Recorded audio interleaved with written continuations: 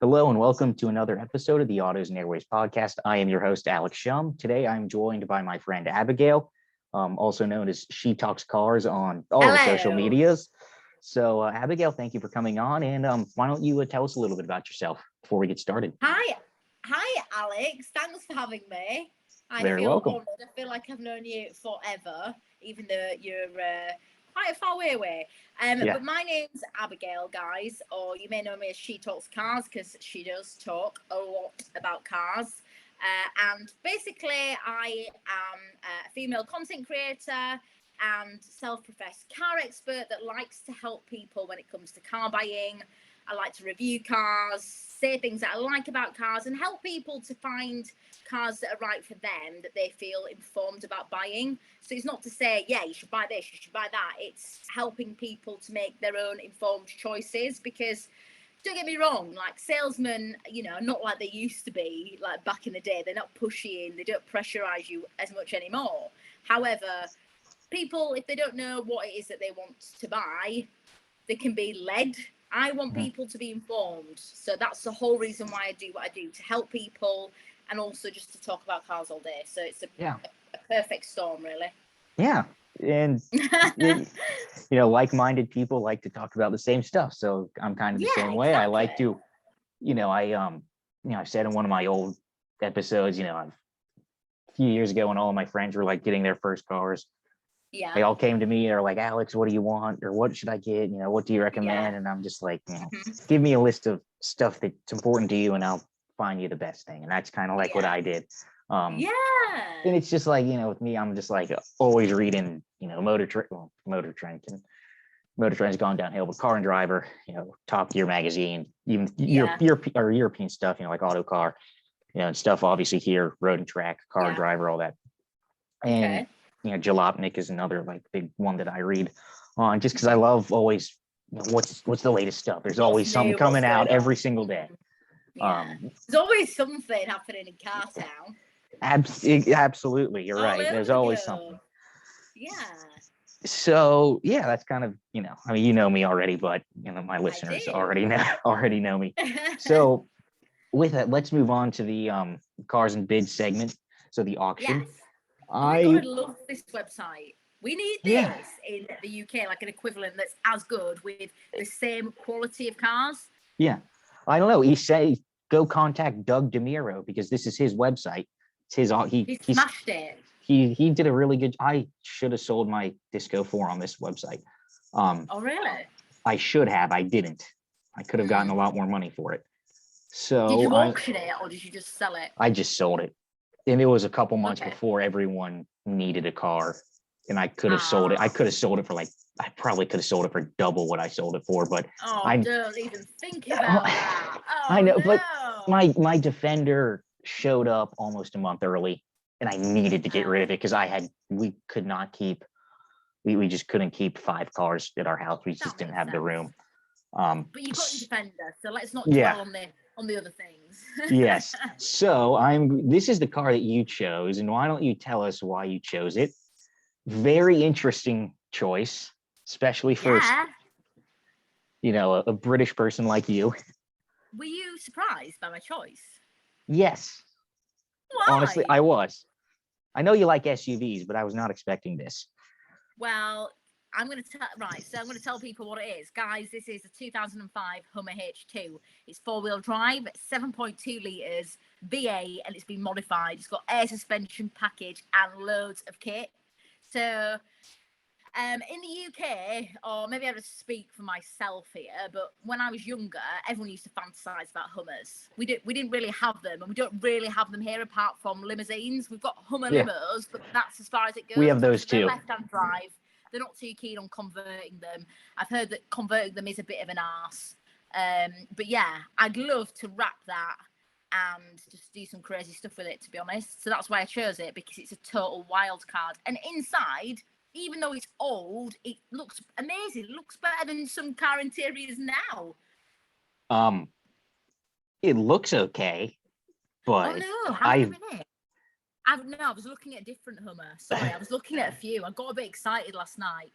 I looked at a different Hummer that had a lovely quilted red interior. So I take that back. The interior is not great in here, but I don't care. It looks amazing outside.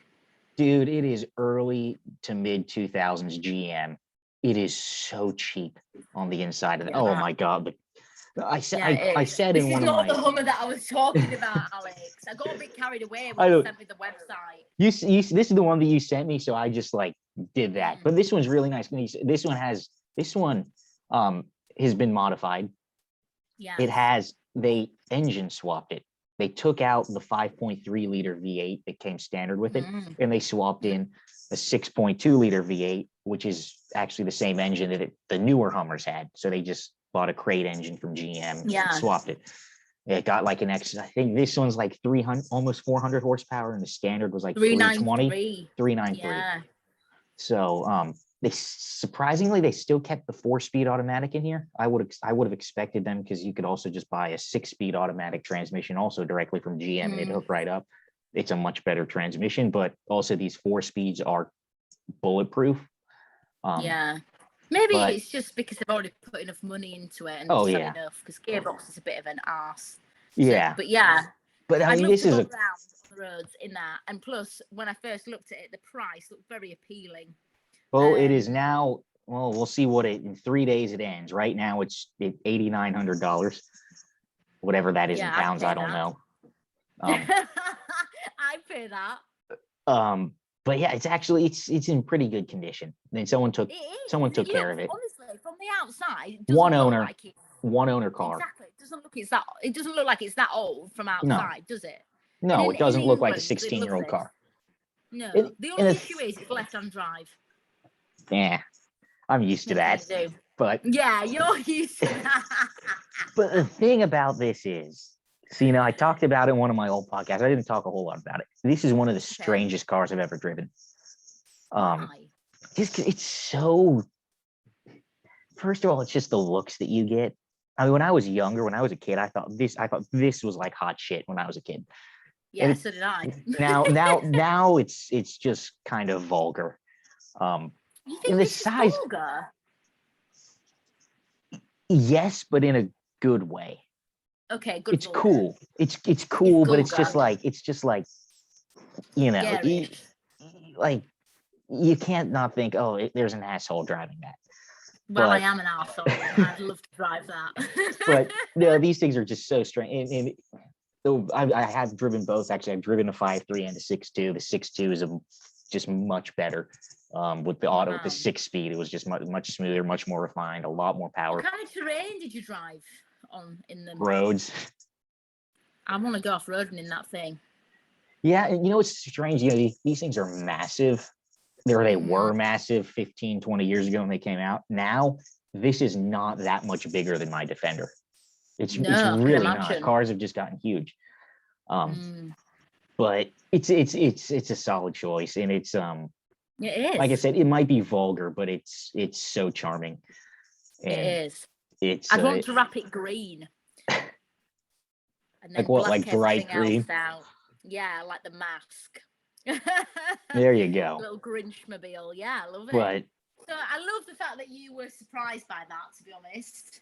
Like, I was. I was not expecting that. So I'll show you what I went for. I went for this. It's 2008 Porsche 911 Gt3 Rs. It's 997.1. Nice. It's got the ceramic brakes. It's in this awesome RS green, 6-speed manual. It's got the Sport Chrono package. It's this engine. It's a 3.6 liter flat stick. It's the Mesger engine, which is probably the best engine Porsche has ever made. And it smiles at you. What more do you want? It's. I mean, this is such a great track car. I mean, 415 horsepower. And can I see the specs? Will you show me the specs? Can I see? Like what? Like this or? Yeah, on the car that you've chosen. Let me have a look at the details of it. I think they. Let's see. Hold on. Have they done any mods to it? Yes, there's an exhaust and there is something else. There was a Fab Speed intake system and a Sharkworks exhaust. So just an intake and an exhaust. Nice. So right now there's 3 days left. It's currently up to $200,000. What's that in British money? You know what? I don't. Let's see. Let's have a look. It's been a while since I've looked at currency. Dollars to pounds conversion. Yeah, tell me what that's going for.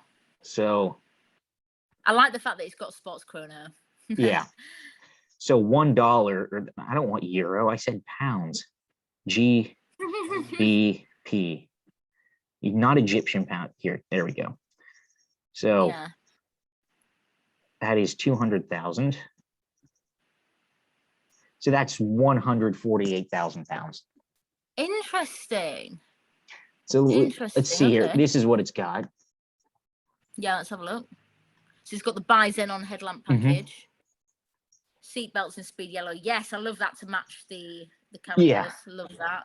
I love wish little stuff like that. Those little details. And of course, this car is, what is this? This is an 08, so that's 13 years old. I would have liked PCM. I would have liked an infotainment system, but that's just me. And also a premium sound system. Even though it's a track car, I still want my premium audio. Porsche never focus on that stuff. They're one of the last in the Volkswagen group to get the tech.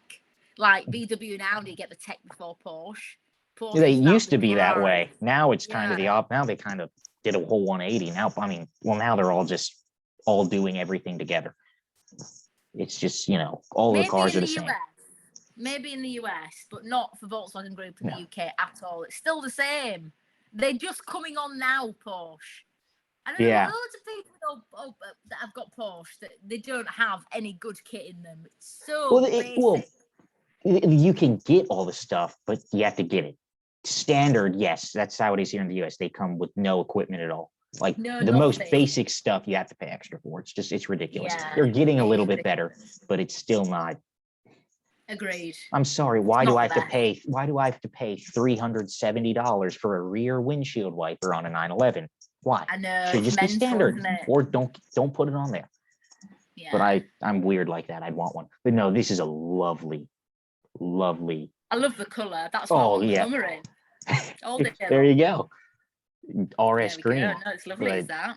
It's and these. I mean, I'm a big 911 fan. I am. 911 is, I guess, arguably probably the best sports car ever made. They just keep refining it. Just keep refining it. They're lovely cars. So have you ever driven an old one, Alex? The oldest one I've driven was a 993. So the last of the air cooled. Okay. That was I've not driven any 911s before that. Loved it. Loved it. It was great. It was truly analog. I love that engine. The air cooled engine was great. They don't make cars like that anymore. No. I almost feel like the new 911 is still as amazing as it is. It still feels a little bit too, I don't want to say removed, but it's not like a 993. No, I've never driven a 993. It was great. Yeah, it was a Carrera 4S. So it was the all-wheel drive. It wasn't the. It was just the Carrera 4. Carrera 4. Okay. I don't even remember. I don't remember. It was a Carrera and it was all-wheel drive. Whether it was, I don't know if they did S back then or not, but it was a 4-wheel drive Carrera 911. Nice. So yeah. Let's. I guess you want to move on. Talk about the UK moving to electric, and how I don't necessarily think that's going to happen, or at least as soon as everyone says. You don't think it's going to happen? Oh, it's happening. Well, a couple of weeks ago with Tish, I mean, she kind of, with this whole car shortage thing, it seems like a lot of people have either switched or seriously considering it, but I still am not 100% convinced. Well, in America, it's easy to have that view because Biden has said, from what I've read, and correct me if I'm wrong, that 50% is his commitment. 50% of new vehicles produced have got to be electric from 2030. Whereas in the UK, different scenario. It's not a 50% scenario; it's a 100% scenario. So I can understand in America when it's big big engines. Everyone's, gas is so cheap. Not anymore. Not anymore. Ever Not since anymore. he showed up. Ever Probably- since he showed up, it shot way thanks, up. Biden. Oh, no, it's great. No, there are people like putting stickers on gas pumps with pictures of Joe Biden, like pointing, and below it says, "I did that." Basically saying like, I'm the one that caused all the. I'll send you some stuff about it. It's hilarious. Yeah, because when I think of America, I think, and I have been, but not for a long time. I always think of big cars, big engines, trucks. Very big on truck culture. Oh yeah, huge SUV culture. That is America in my book, and you guys are doing a lot more gas guzzling than us, but the UK are suffering hard. Do you know what I mean? So I can understand why you're saying that you don't think it's going to happen, because to say 50%, that is a bit half-assed. But I don't understand the politics behind that. But in the UK, it's an all-in situation. So it feels different for us. We don't really have a choice. And it's not that we're not going to be able to still buy cars that are not electric if they're used. It's just that no new ones that are being manufactured are going to be emitting emissions. And that's what it's about. And then the challenge is the charger network. But one thing that's interesting is in America, everything's quite spread out. Very much so. Areas like that here, but it's nowhere near Cornwall. like America. Do you know what I mean? Like Cornwall. That's far away from everything. Yeah, but that's where I'm going next year. But I remember you saying that. That's exciting. But do you see what I mean? Like it's a different terrain. So it's going to be a lot harder for America to adopt it when A, they're big gas guzzlers, and B, everything's so spread out, the terrain's different. Whereas in the UK, we've got no choice. This is happening. This is my little contradiction with that. Yes.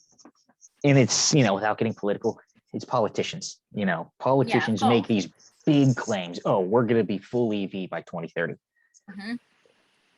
The infrastructure isn't there, and there's just exactly what you were saying. The infrastructure isn't there, and it's not going to be there in 8.5 years. It's impossible. I think it will be there in 8.5 years. In America, in the UK, I don't know about America. That's different, but in the UK, I think it will be. You've got no choice.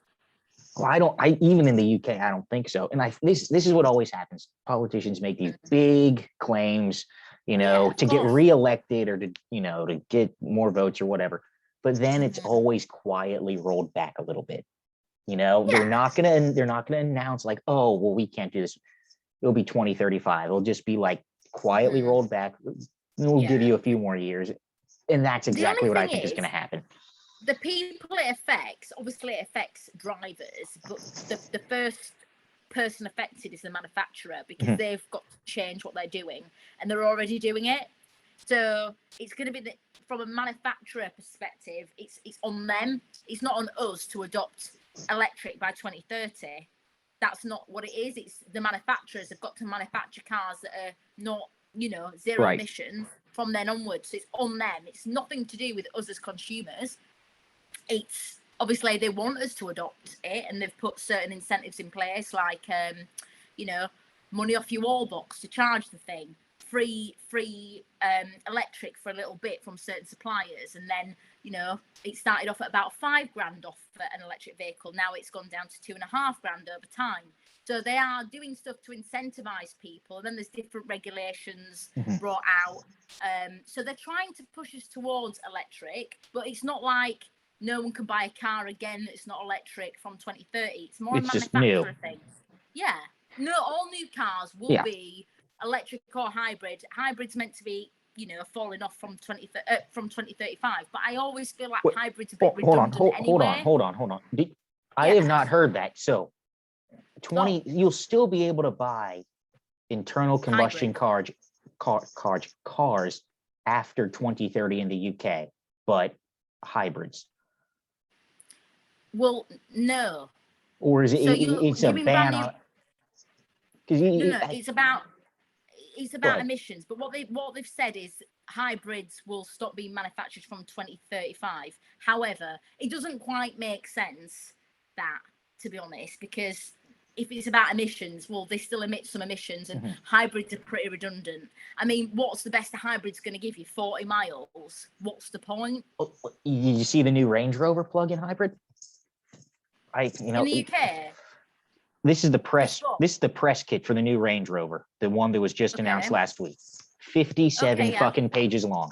And one of the because I recorded a podcast with someone else, and we're talking about this, and we need to do another episode with it. But this is what stuck out to me. You know, plug-in hybrid, 40 miles, that's it.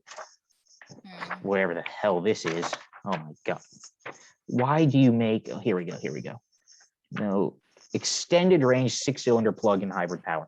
This is coming from this press kit. Okay. So this doesn't really apply to us because the US does not do WLTP. So the new extended range plug-in PHEV powertrains combine the inherent refinement of Land Rover's inline 3-liter 6-cylinder Ingenium petrol engine with a 38.2 kilowatt-hour lithium-ion battery, a 31.8 kilowatt-hour usable battery capacity, and a 105 kilowatt electric motor integrated into the transmission. This combination provides a WLTP electric vehicle range for up to 100 kilometers or 62 miles. That's pretty good. Well, I mean, that's a better range. That's like double the average range here of a hybrid. However, I've never seen that achievable. And let's also remember, is that offsetting the 3-liter petrol engine? It seems a bit like, are you just ticking boxes here? Land Rover has said they're not releasing a fully electric Range Rover to 2025 because obviously that's taking some quite pioneering technology to move that amount of weight around, you know, and get a decent range. Literally. Could you imagine no Range Rover? It's got no range. There's absolutely no range on this Rover. It's just a Rover. Right. It's just a Rover. But they're here saying they're expecting a real world range of around 50 miles, which is still way better than everything. Range, what they're saying is still like rolling road scenarios. Right. Do you get what I mean? Yeah, it's still you're gonna get 45, 50. You know, right. 60, you get 62 miles in an EPA laboratory, or whatever the equivalent of the EPA is, Environmental Protection Agency, whatever your European equivalent is. Yes, on a dyno in a lab in perfect conditions, in zero, whatever. But I'm just not convinced. That might be the slight right winger in me, but again, I just don't. I know that's not going to happen here in the US either. I mean, 50% is probably more achievable, but I don't think it's probably going to be 35, maybe 40% full EV by 2030. Yeah, but the thing is, it depends on the manufacturers. It's them that make the decision. Right. It's not about the buyer. At the end of the day, we can only buy what they make. So it's the whole thing is between the government, or our government, and in your case, your government, and the manufacturers. Because it's not down to us as the drivers to be, you know, electric from 2030. It's whatever the manufacturers make. So that's between those two, and then we're just the minions. But it is also between the people that buy them, because if no one wants an electric car, no one's going to buy it. But people rely, I mean, these manufacturers rely on, they don't make money off of used cars or secondhand cars. They make money on new cars. Manufacturers do, but the dealers do. Right. But the thing is, like, manufacturers make, first of all, yes, government regulations, but also what the people want. Not everyone here, at least here in the US, electric is taking off, but not much.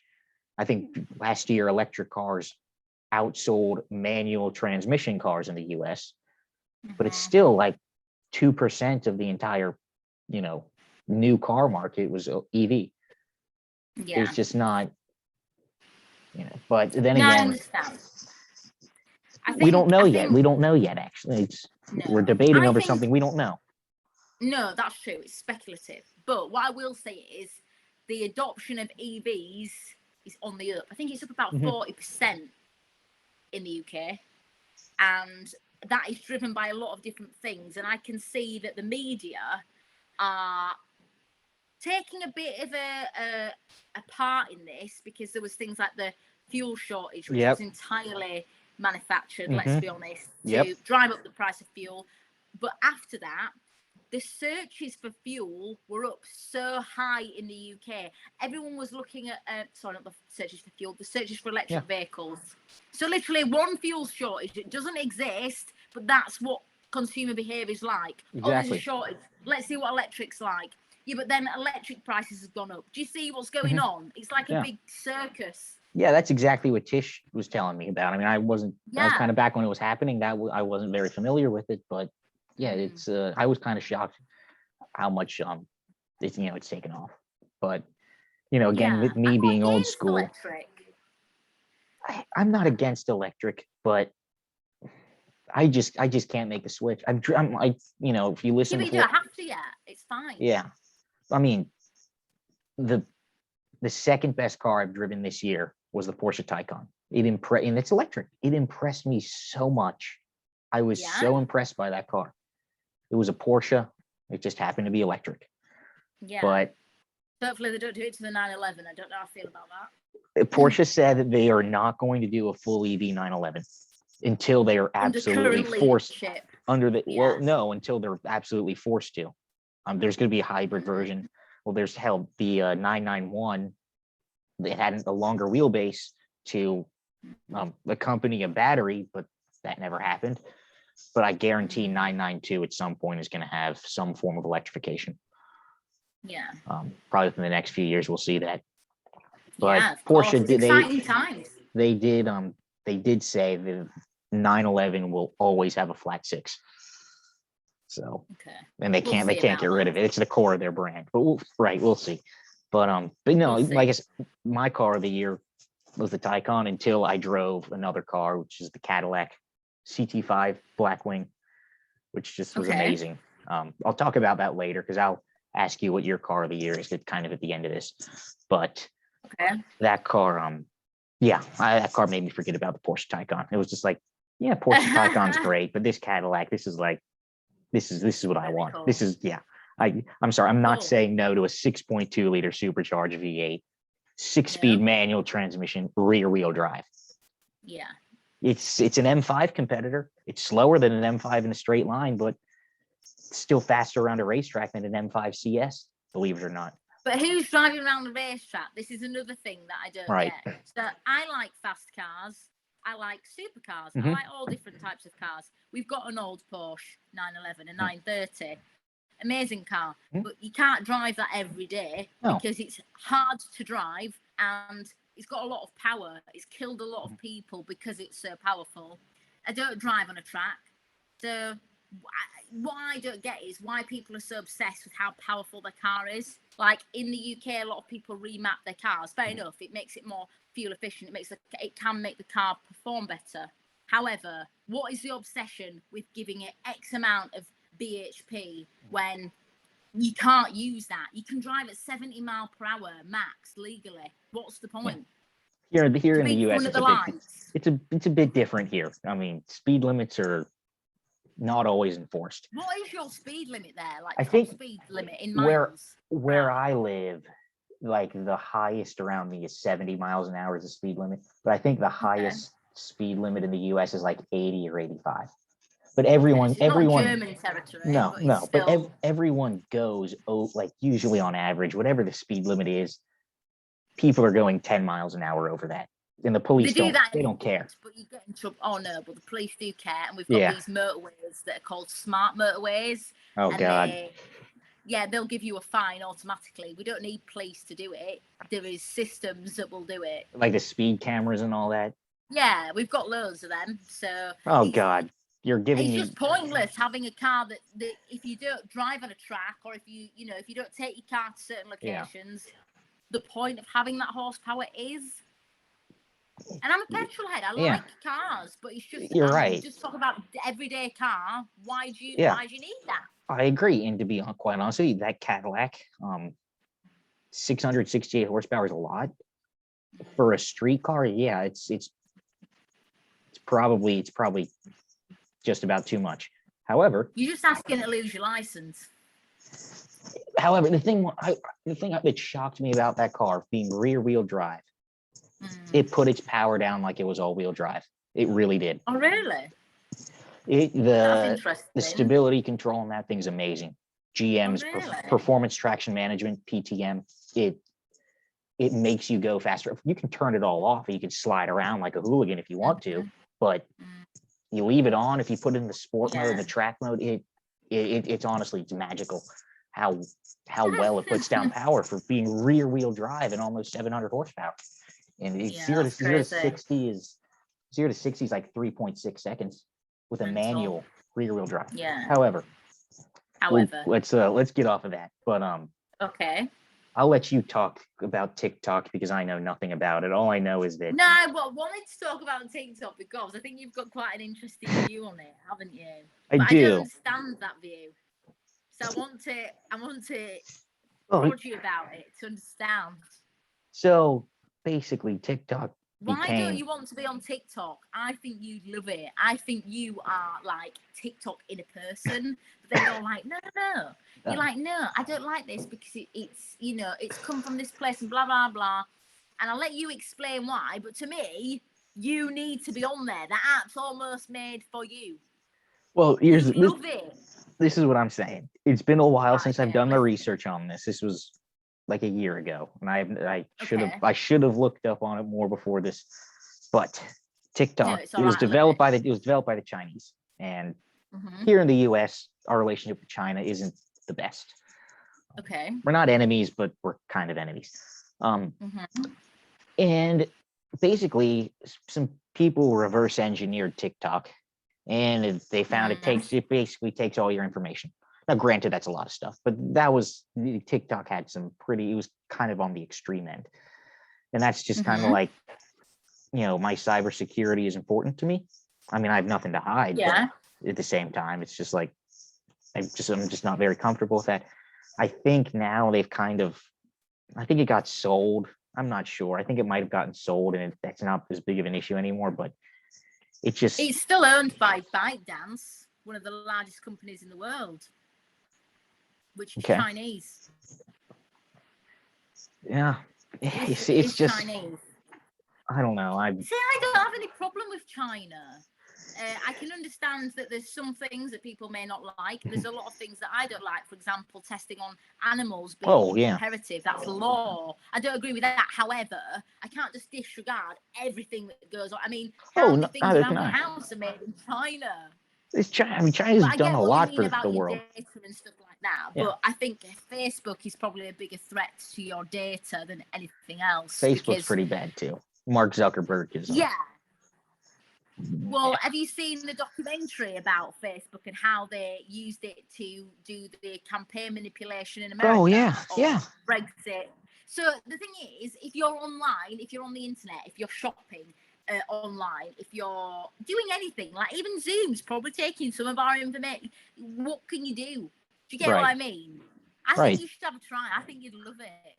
All right, I'll give in. A year ago, okay, that was. I'll give in. The way it was a year ago is not how it is now. I wasn't even on it a year ago. I just thought it was all the little kids doing dances, but it's not anymore. Promise. There is some dancing, but.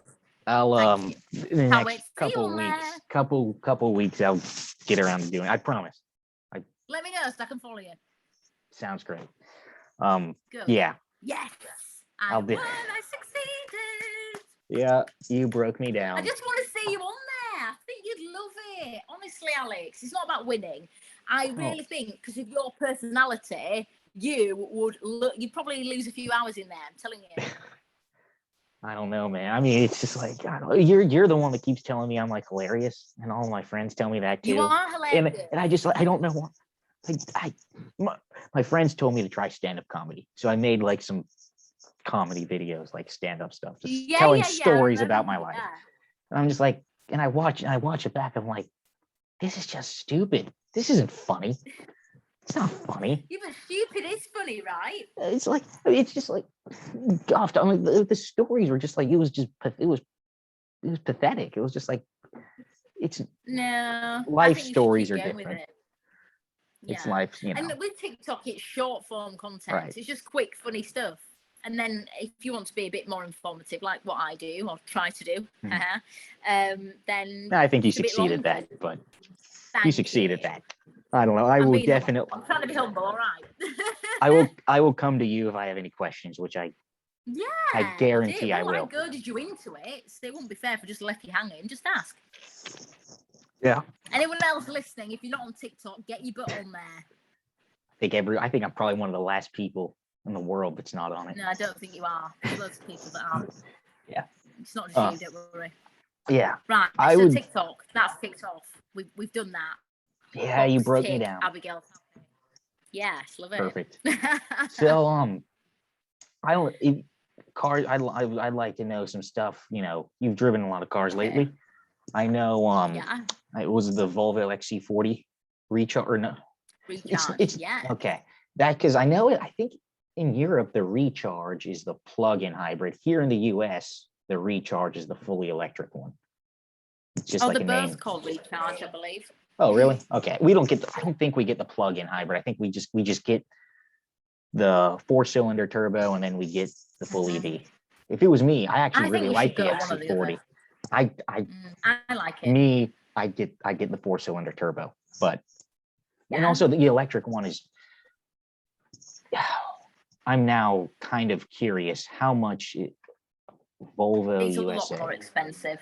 It's a lot more expensive. It's the electric, and a lot of people say, "Why are electric cars so expensive?" Well, it's still really quite new technology.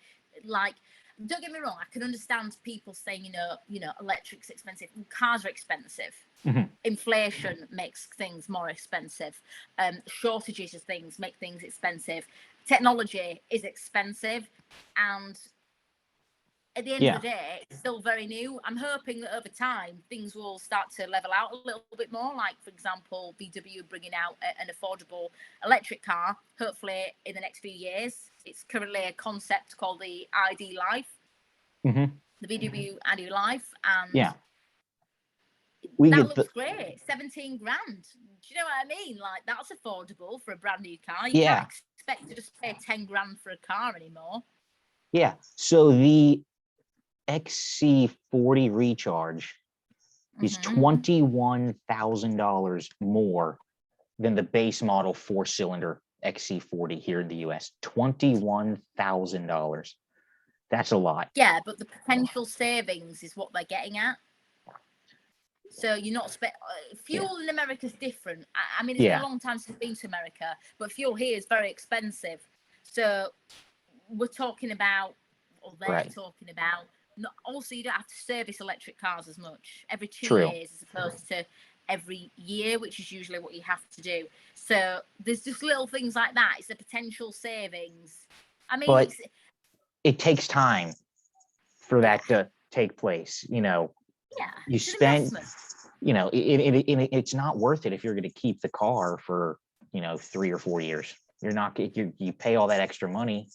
You're not going to make that money back. It's just, what do people spend on fuel per year?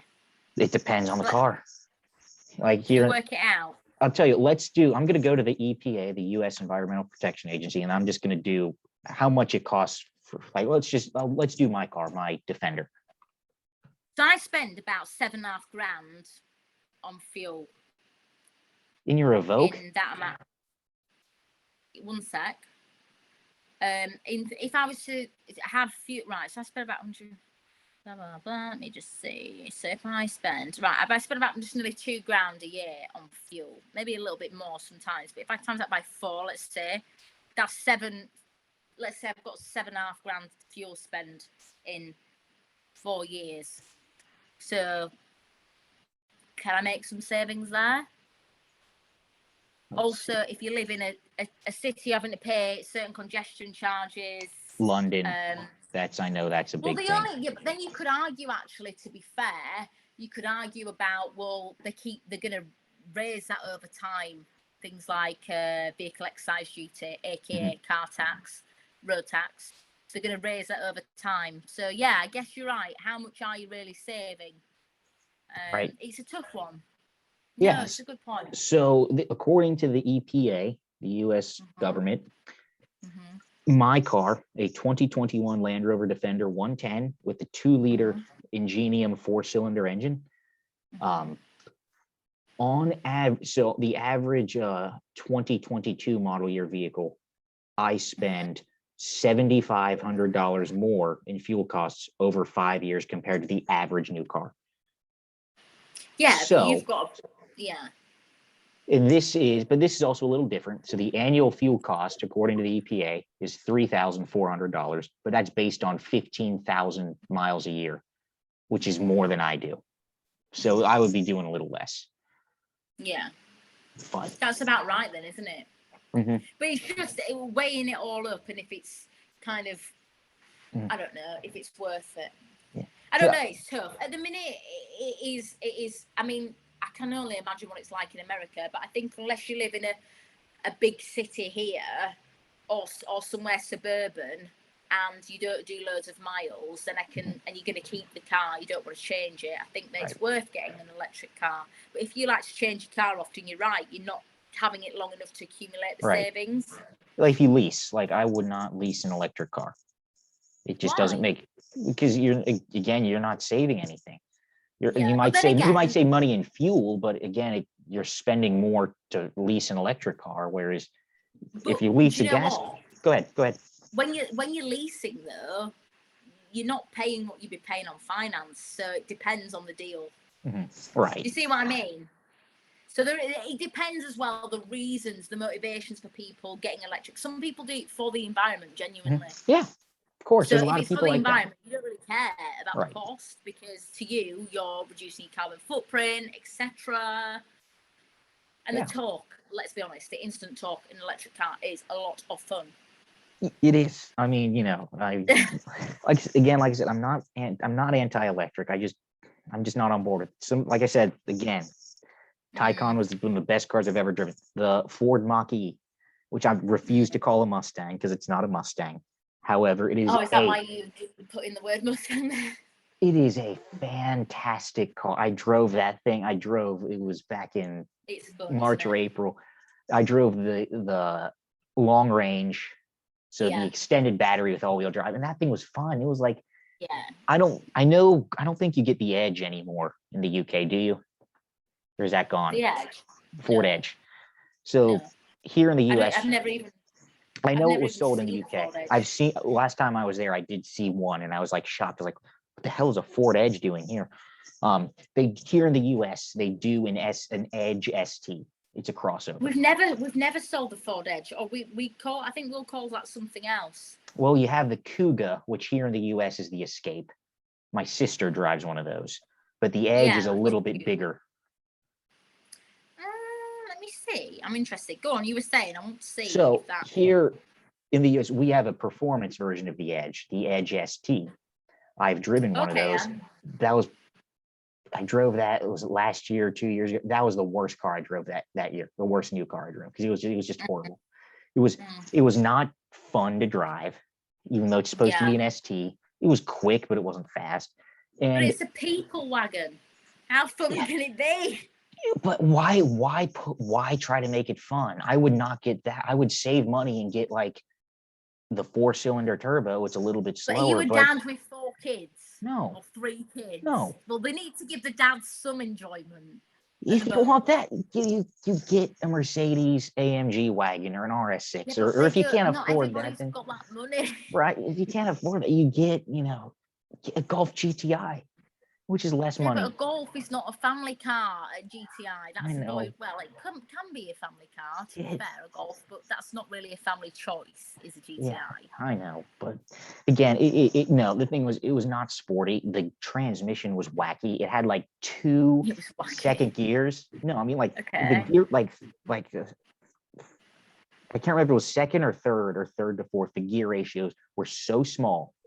Yeah, it was like in normal driving, it would just go from like first to third, or maybe like second to fourth. It would just skip over 1 gear because it was. And then you didn't like that one? No, and the fake engine noise was the worst I've ever experienced in a car. It was so, you put it in sport mode, the whole thing just gets louder by a lot, and you just hear. Let the dads have their fun, Alex. Oh, I know, but it's not. So talk to me. What else do you want to ask? Tell me. I don't. I'd like to kind of know your experience with, because you have an Evoque, the Range Rover Evoque. Yeah. Lovely car. I love that car. But I think you've had some issues with yours, haven't you? Oh God, yeah. Too long for this talk. But in a summary, I got the new model year. I'm one of the first to get the new Evoque. And it's been, don't get me wrong, you're always going to get some teething issues. I could have probably rejected the car, but because it's lease, I really can't be bothered. I would have done if I, had bought it outright. But it's had a lot of issues. A lot of people say, Range Rover's not reliable. I'm one of those people that do say that. However, I will say that some of them are. It's just that the smaller stuff is not as reliable as the bigger stuff. Yeah. I agree with you 100%. Yeah. For example, the Defender, although you've had some issues, it's not really unreliable. I've never seen one at the side of the road. Same with the big Range Rover. The Sport can be hit and miss, but it's the smaller stuff. It's the Disco Sport and the Evoque, which are pretty much the same thing. And the E-Pace that have got the issues, which is annoying, really, because that's their best-selling car is the Evoque. So sort it out. But here in the US, go ahead. No, what I will say in the defence of a Land Rover is that the service, in terms of the roadside team that come out to you, it's called Land Rover Assist. They are impeccable. I've never had bad service from them. Car always gets sorted. Warranty is great. I've never had to pay a penny. And also, I'm always kept mobile in something far nicer than what I've got. So whilst I am moaning and saying, it's not reliable, but what it is the way that they've taken care of you the whole time. I don't feel like they've left me holding the bag. Do you know what I mean? They couldn't, because I've got warranty. However, it's just dealt with. I'm not faffing. Don't get me wrong, it's an inconvenience. But when they're letting me drive a brand new Defender or a Velar, I'm not fussed. Thank you. Yeah. I'll see you in a few days. Toodles. Do you know what I mean? So exactly. I've got to show it in context. Yeah, and it's it's another thing. People say, oh, it's a Land Rover, it's a Jaguar. They're so unreliable, and they used to be, and compared to what they are now from where they were 10, 15 years ago, they are so much better now. They really have improved. I don't know about that, because I think that the old ones are quite. But it depends. I think it depends on something like an L3 22 Range Rover with the old Jaguar 4.4 liter V8 and the 4.2 supercharged V8. Those are dead reliable. And then they went to the 5 liter and they had some issues, which is the engine I had in my old one, but I never had any of the serious issues with the 5 liter because I took care of mine. But it can be hit or miss. It's just, I know it's like that though. We could argue the toss about any car manufacturer. They used to call them Friday afternoon cars. Yeah, I've got one of them. That's what I've got. Then on a Friday afternoon, they need to get home to wife and kids. Not interested in this one. See you later. You don't want a Friday afternoon, and you don't want a Monday morning. No, neither of those two. Give me a nice Wednesday car. Or Thursday. Exactly. Yeah, that's what you want. But no, that's not what I got. But it is what it is. It's going back next year, so I'll get something else. Are you going to hop on the electric bandwagon then? Can I be honest? I don't know. Everything's a bit up in the air at the minute because of the current car manufacturing situation. Right. So it's hard to say. I have a few ideas in mind, but I can't tell you concrete what I'm going to do. I might buy a banger. I might lease something. I might buy something. I don't know. Yeah. It's all a bit. Yeah. Go ahead. No, it's all a bit up in the air. I don't know. Who knows? I'd have a banger. So I'll start to kind of wrap this up. I'm going to ask you a couple questions. So fine. What car do you currently drive? We already went over that. Yeah, the Evoque. So kind of, I know this story because I know you posted on your Instagram. But for those that don't follow you here, what got you into cars? What got me into them? I've always been into them since a kid, and I've always been able to look at any car on the road since being a kid and say, "Oh, that's that, that's this, that's," be able to. You sound just like me. You sound just like me. And I play a little game myself. I'm driving along, and there might be a bit of traffic. I'm looking in the rear view. I'm looking out of my window, and I'll look and think, I can just see the light of that car, the headlamp, or I can just see the wind mirror. Let me guess what it is. Like, I play those little games. I'm sad like that, but my uncles and my dad were into their cars, and it's just been from there, really. I'm probably more into cars now than my dad, but in my family, all of us are into cars. The women as well. We all like nice cars. Yeah, that's my. Or just any cars, really. that's the complete opposite of my family. You know, I could. Oh yeah, I mean, I could show my dad a picture of a Dodge Challenger and a Chevy Camaro. He wouldn't be able to tell you which one is which. Like that's it's not his thing. But he drives an Audi Q7 and he's not a car guy. So but he does like nice cars. It's not like he's not fussed about them. You know, and he never spent money on cars. That was like never his thing until the first nice car we ever got was my old car, my Discovery 4. We bought it new. Yeah. It was my mom's car. And then when I got my license, I wanted a Golf GTI. Yeah. My mom years and years and years ago had a Rabbit, not the GTI, but in the US the Golf was called the Rabbit. She just had a normal. Yeah. And she was like, "No, that thing's junk. It was garbage. It broke down all the time." I was like, "Yeah. They're not like that anymore." And I showed her a picture of it, and she was like, "Why do you want that?" And I was like, "She didn't get it." So she got the Disco 5, and we kept the Disco 4, and I drove that for 3.5 years. Yeah. So that was the first nice car, and the second nice car was the Disco 5, and then actually the second one was my dad's Audi. He had a GMC before that. We actually still have the GMC. It's a company car now. He sold it to his company. Nice. But then he went with the Audi, and my dad's a buy American type of person. He's always like supporting America, and there were American cars, but they were all just terrible. He wanted a Ford Expedition, but it was at the time it was really bad. Like a year later they redesigned it and it was really nice, but at the time it was bad, and it was more expensive than his Audi, which is a top of the line model. It doesn't have every single thing on it, but it's pretty loaded. The fact that the Ford was more expensive and extremely cheap, I told him, I was like, Audi Q7 is a great car. You know, we buy cars. We don't finance or anything. We pay cash because we keep cars a long time. We keep cars over 5 years. And that Audi is going to be reliable. The 3-liter supercharged V6, it was in the S4 and the S5. Those things are bulletproof engines. And he really likes it. It's been a great car. And it's still great. I enjoy driving it. He's just not into it. Yeah. He doesn't even know how everything works in that thing. He's just like, he knows the basic stuff, and that's about. And he's 50. How old is he? 57 or something. But yeah. Fair enough. So a couple more. So what is your favorite car of all time and your least favorite car of all time? I can't answer least favorite straight away. Nissan Duke, hate it. It's off the face of the earth, but it's very, very, very popular here. And when my previous car got written off, not my fault, but in an accident, it was quite a sick jerk actually for the company, the insurer, to play on me by giving me one of those as my longest courtesy car.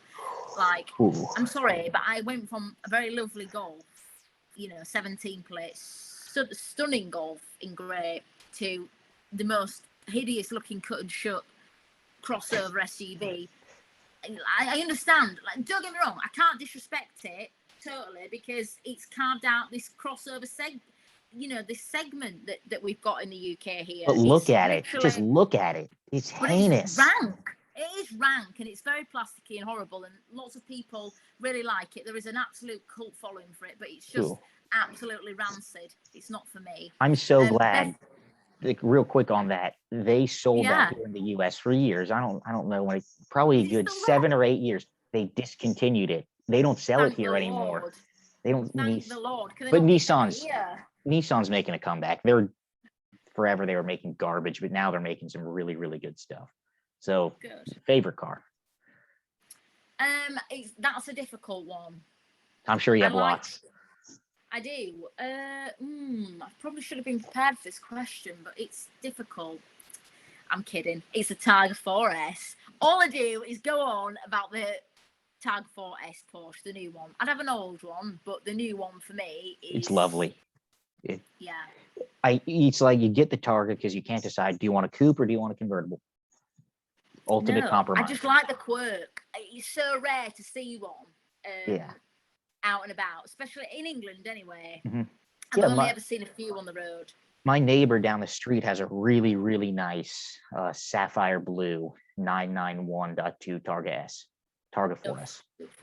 Beautiful. They're just really nice. Yeah, they are. They're lovely. If I bought a 911, I'd get a GT3, but if I got a Carrera, I'd still get the coupe because I would track it, and I prefer the torsional rigidity that you get from a fixed roof, but I don't give a shit. I just love the way it looks. But the Targa looks so much better. It's just got something about it. It's the quirky of the bunch. I love how they went back with it was 991 because before like 996 and 997 Targa was just a 911 with a glass roof, and then 991 they brought back the it was a real Targa, it had the Targa bar, and they hit the nail on the head with that thing. It's not the fastest and it's heavy, but still, it's fast. It's got a lot of character. It's not about that for me. Even though I like fast stuff, it's about its character. That's where I'm gonna. Yeah, I agree with you on that. So I'll kind of I don't have a favorite. Well, actually, I do have a favorite Jaguar F-Type R. Really? British Racing Green. That. Oh, it's my favorite car of all time. British Racing Green. Is it? Yes, with. What model? Yeah, like this year, like latest one. I preferred the front end of like the 2014 to 2019 or 20 before they did the facelift. And I still think the facelift looks really good, but I just preferred the old one. You just preferred that one. F-Type R Coupe, British Racing Green, the tan interior, just. Oh perfect. Yeah, that's so classy. Have you seen Targa in that kind of colorways? What was that? Have you seen a Targa in those colorways? Didn't I send you like a picture of a Targa not that long ago? It was like British Racing. I feel like it could have been you. Everyone knows that not everyone, but anybody who knows me knows that Tag 4S is my car. So I get them sent a lot. Oh look, here's a Targa. I'm like, oh, Targa. That F-Type. I've driven them all. I've driven the V8, I've driven the V6, and the V6 is lovely, but the V8's the way to go. Also, I get another one of my favorite cars, 911 GT3 is up there. I'm a big 911 guy. I'm just going to plug my laptop in. And I'd say least favorite. It's hard. I mean, I've driven a lot of crap. I'd say probably one of the worst like new cars I've driven was the Fiat 500L a few years back. It's a Fiat. I've never driven a Fiat 500. I don't know if I dare do that to myself. I like one of my friends had an Abarth for a little while until he got hit by a pickup truck and he got hurt pretty badly. But that was a really fun little car. Oh, that's awful. But that must have been because it was in a little tin can. Yes, and it was a pickup truck that hit him, T-boned him actually. But God. Yeah, he got it. He was fine. It was just like a broken arm. Okay. But sorry, I'm just. Yeah, you're fine. But the 500L was. People like them, so that's the bigger one, isn't it? But it was horrendous. It was horrendous.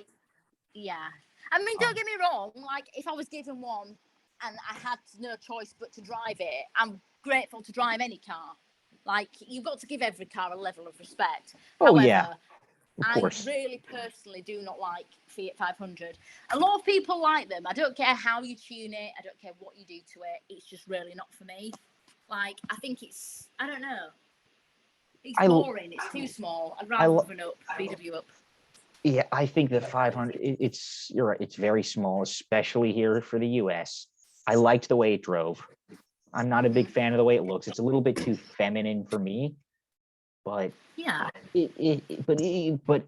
thing just had so much charm and character to it. That's kind of, and I like a car with character. It's like that's why I love JLR compared to the Germans. German cars just are amazing, but they just don't have character.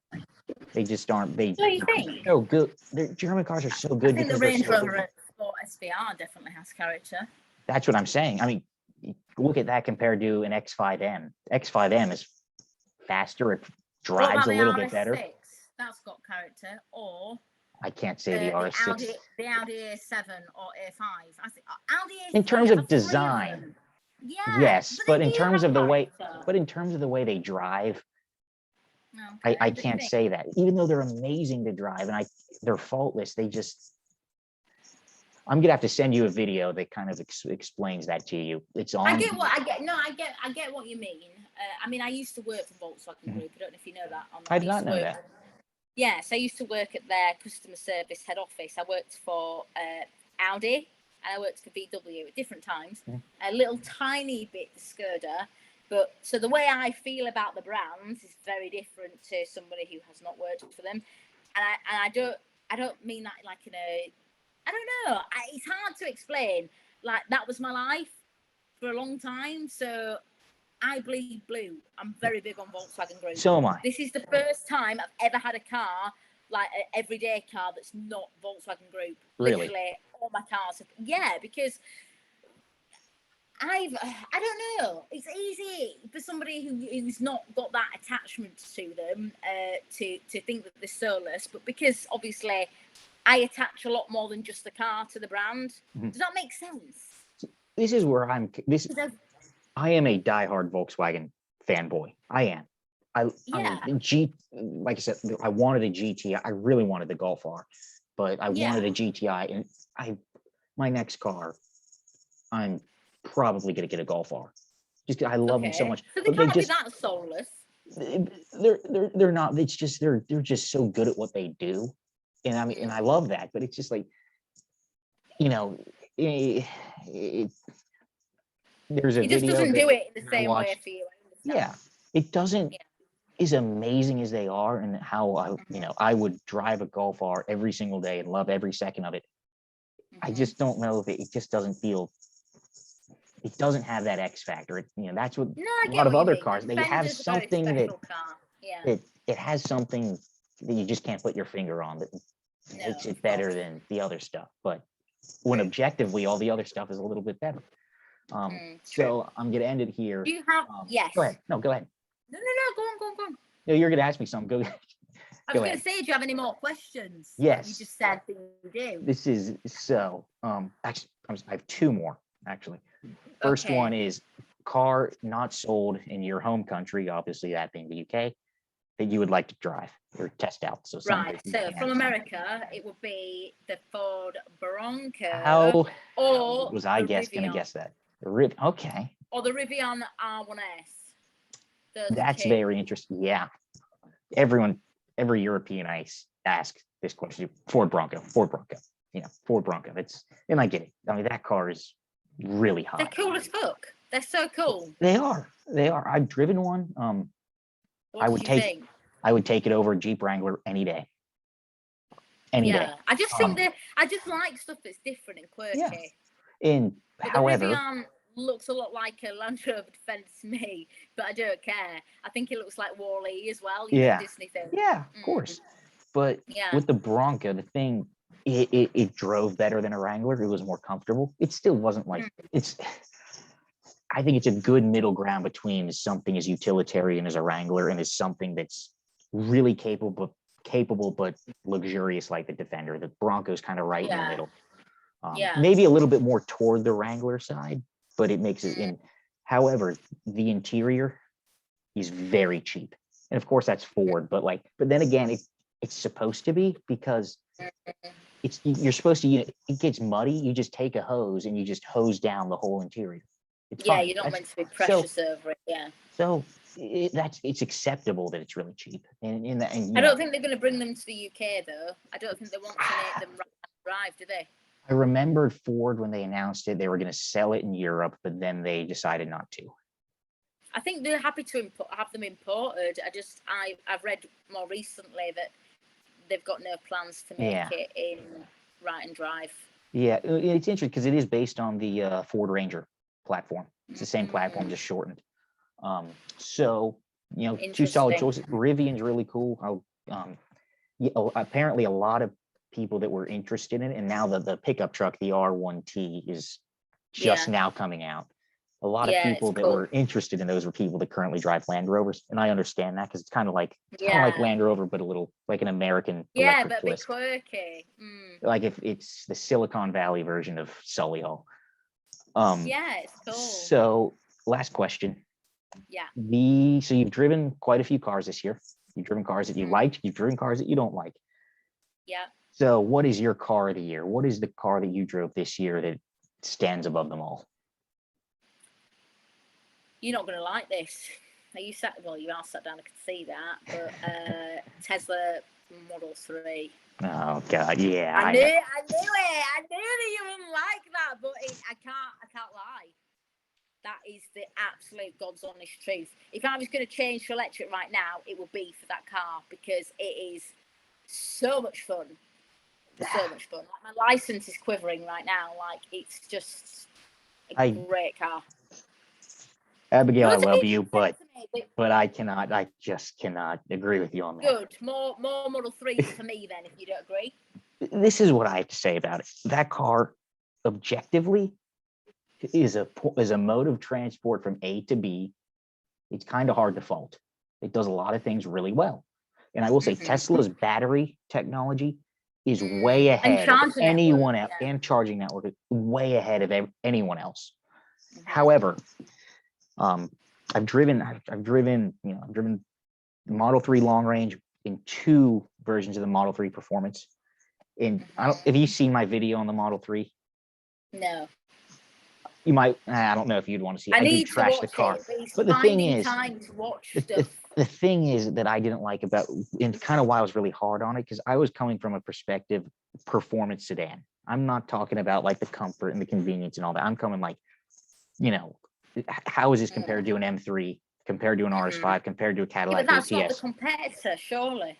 Is it? The Model 3 Performance competes directly with the M3, the Giulia Quadrifoglio. But how can it if it doesn't have an electric equivalent? That's not possible. We're talking about 2 different types of engine. It's never going to be comparable. It's still in the compact executive sedan segment, regardless of what powers it. It's the same size. I don't think an M3. I don't know. I think you can't compare them, because it's like chalk and cheese. You're never going to get the excitement that you're going to get with an M3. The grunt, the grunt of the engine, the way it feels, all that kind of stuff. You're never going to get that. It's like you can't compare the two. It's never going to be an RS car. It's never going to be an M car. Well, performance is Tesla's performance. It's not even a performance division. Let's face it, it's all software. But that's what it competes with, and that's also how it is here in the U.S. How we kind of classify stuff. But it's it's the same size as a C class or 3 Series. It's a little bit cheaper. It's actually, the Tesla's a lot cheaper than an M3, than a C63. It's about, it's like $1,000, $1,500 less than the equivalent Cadillac, which is way better. But I just actually, last week I drove the Model. If you were to take away the comparisons that you've put it against, just take them away, they're not what you're comparing it against. Say you're comparing it against, I don't know, I'm trying to think of something that's on a similar level in that kind of car class, and I'm struggling. But say, for example, you're comparing it against a normal Audi A4 or a normal C class. Nothing, just AMG line, not even proper AMG, just something normal. So comparing like the mid-range Model 3. The Model 3, let's say long range, against something like that. That's the true comparison. I don't think you can, unless it's a supercar. Right. So compared, in terms of price, that would be like in the same category as a 3. I just mean drive and the complete. I even said in my video, I think a 330i with the adaptive dampers was a better driving car than the Model 3 Performance. It's not as fast. Hell, it's nowhere near as fast. But in terms of handling, it was. I thought it handled really well. Yeah. I honestly, I don't know. Different strokes for different folks. But I think if you're pitching the Tesla Model 3 Performance against an M3, the M3 is going to whoop it all day long, because that's a different animal. Not in a straight line. Straight line, a Tesla's always going to put. It's a different customer for a start. Someone that wants an M3 is not interested. It's for different people. It serves different purposes. If it was an M3 that's electric, then fair enough. But I just think they're just so stark. I would never pitch them to. That's what Tesla's aiming at. You're a long way off the mark. Well, last week I drove the Model S Plaid, the one with almost 1,100 horsepower. A lot of my complaints with Tesla, mainly being quality issues, were not remedied with that car. The quality was still very much subpar, but it was so much better than just things lining up. Panel gaps on Teslas is horrible. Tesla paint quality is horrible. It squeaks and rattles. Oh, yeah. That's the thing. A lot of people talk about it, but the Tesla people, they come after you with torches and pitchforks if you say anything somewhat negative, or if you mention like M3 in the same sentence as Model 3 performance or something. Okay. You can go on and on about that, but the quality, it's just not good. And even there are Tesla people that will admit that the quality just that's a shame. However, the Model S Plaid, that thing should not be allowed. I mean, going back to what we were saying earlier about too much power, that 0 to 60 in 2 seconds flat. Yeah. Yeah. Mental, I got on the highway on an on-ramp. I put my foot down for like 7 seconds. I looked down, I was doing 137 miles an hour. Like, that's just how fast. And in the yoke steering wheel, it's literally like this. Yeah. That's plain stupid. I mean, you can't, if you need a maneuver, like, you can't do this. That sounds like fun. No, I'm sure that you're not a Tesla fan. No, God, no. Fair enough. If you like it, I didn't think I didn't like them, but having driven it, I feel different. And at the end of the day, everyone's entitled to their own opinion on something. Yeah, of course. Not everyone's going to like my car. Not everyone's going to like your car. Not everyone's going to have the same opinion. I love your car.